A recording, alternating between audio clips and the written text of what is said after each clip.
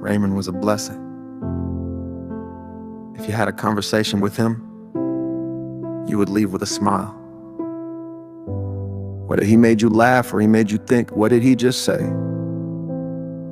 You would leave with a smile.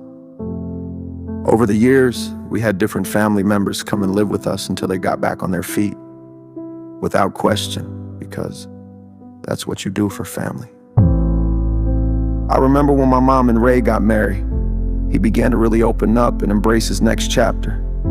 He accepted me as one of his own. I could feel the love shortly after.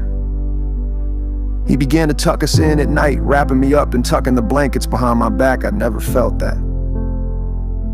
When Ray got sick, I began thinking about the nights and started to tuck my son in the same way. This is how I used to get tuckied, by Papa Ray. I remember when he gave me my first vehicle. It was a brown town and country. I imagined driving it all over the country. It didn't run, but I was excited. I turned it into my studio. I was delighted. He came home from work one day and said, "What you doing out there? You about to make an album called The Struggle Is Real, huh?" But I didn't care. Then a couple years later, he gave me my second vehicle. This one was an upgrade. It actually drove. It had a bad head gasket and the door wouldn't close.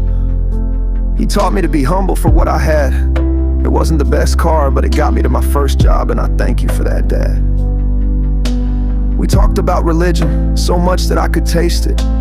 He introduced me to his Native American culture, and I've embraced it. Be kind to all races and all denominations. I work with people all over the world, and it's because of those conversations. He was a joker. I took one of my friends to Ray's restaurant on one of his days off. We each ordered a sex on the beach. The next day, Ray come home from work and said, "What you doing sitting at the bar with a man, ordering a sex on the beach?"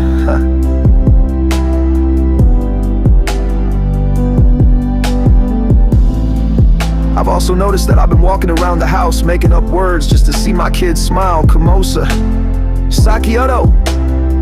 And they look at me and think Dad's crazy. The same way we used to look at Ray. Every time he would walk around the house making up words, that was every day. In this life, you're blessed if you have one dad. That's all I have to say.